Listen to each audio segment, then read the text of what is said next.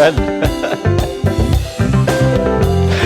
A very warm welcome back. This is Morning Live. Thank you so much for staying with us. Now, Heritage Month, like Palisa has just said earlier, is a time to reflect on our diversity, our culture and heritage. Now, one of the organizations working to preserve culture and diversity is In-Doni.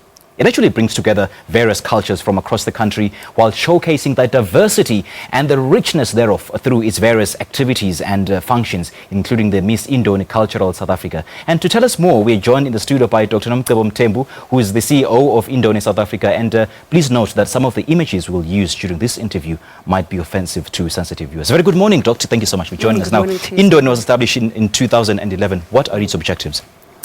You know, In-Doni, my heritage, my pride, that's our slogan. And it really is about that. It's about instilling pride in who we are and our heritage. And really, In-Doni, we run programs where we teach young people about who they are, you know, their background. But basically, we're addressing all the social ills that are out there by using identity-focused programs. Because whatever problem that is there out there, we then say as In-Doni, how do I, as who I am, you know, influence that problem, whether it be drugs, whether it be teen pregnancy, unemployment, whatever challenges that young people are faced with out there. We then say, how do we use identity and culture to bring about a behavioral change that we're all complaining about in South Africa right now? How do you blend culture and all those aspects? Oh yes, it's very important. Pela, culture is a way of living. It's a behavior. You know, for example, how I greet you, how I interact with you, that's a culture. You know, and in us being able to teach young people to be proud in themselves, first of all. So if you know who you are, you know, and that whole lineage, you know, and that whole respect that comes with that, then I'm able to be so proud in who I am. I know that if my fellow student at school then says, you're a drug user, I'm not that. Because I'm proud in myself and I know who I am.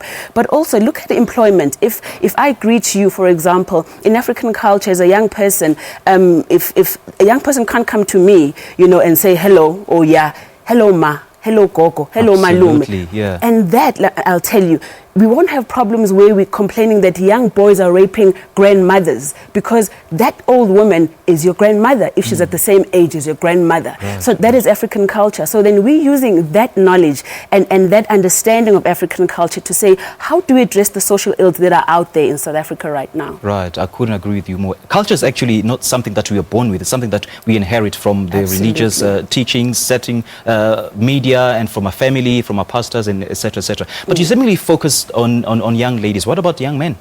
Oh, absolutely not. We also focus on young men. Yes, when we started, it was really about young ladies. Okay. But then as In-Doni, we thought, you know, what's the use of grooming a young girl and how to behave and what is wrong and what is right? And yet a young boy is going to come around the corner, ampanse, you know, and you know, it takes two to tango.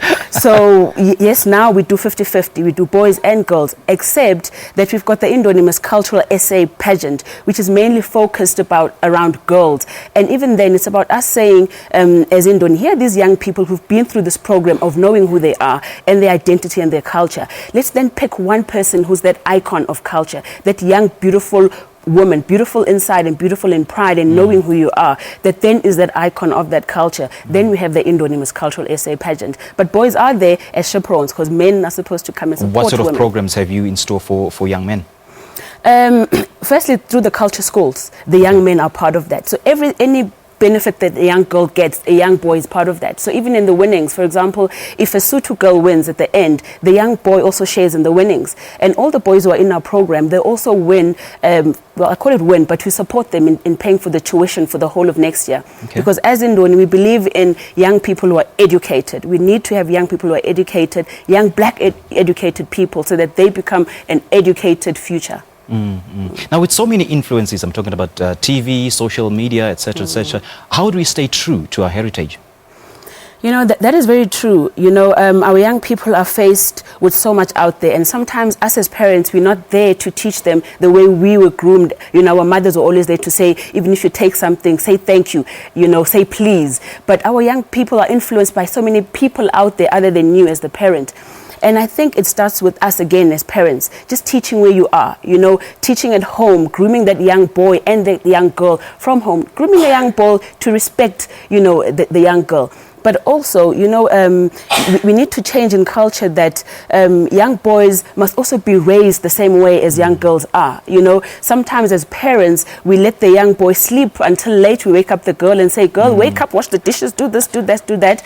And yet we're failing in teaching the young boy as well, you know, to be responsible.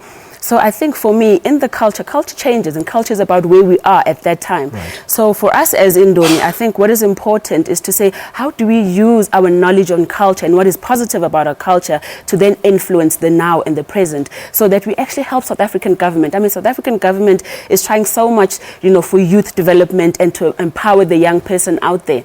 But it's NGOs like In-Doni, you know, and other NGOs who are also doing the same thing, who are using youth development as a priority to say, how do we help South African government, you know? How do we help with the social ills out there? Because everybody's complaining about crime, everybody's complaining about teen pregnancy, but what are you doing about it, where you are at? Because everybody's got the power to lead where they're at. You don't need to wait for government to do something or to give it to you.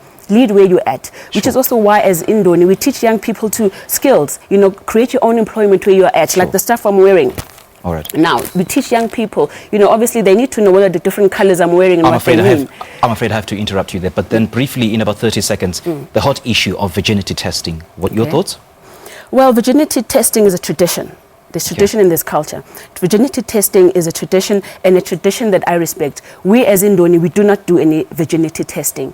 However, for someone to enter our pageant, you have to be a virgin, because if we are saying you're the icon of a Sotho young woman, you know, we can't be saying a young woman is someone who's no longer a virgin. The beauty of a Sotho young woman cannot be someone who's, you know, being destroyed, so to speak, meaning they're not a virgin or having a child.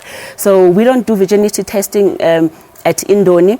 But we do respect it as a culture, because that is what it is. It's a tradition. So you don't encourage virginity in young people in any way? We encourage virginity, but we don't do the testing. Right. Yes. Right. So where do you draw the line between impeding on a person's dignity and cultural practice? You know, the one thing that people mistake is that the young girls who go through virginity testing, they are forced to do it. And really, almost all of them, they want to do it. To them, it's a sense of pride.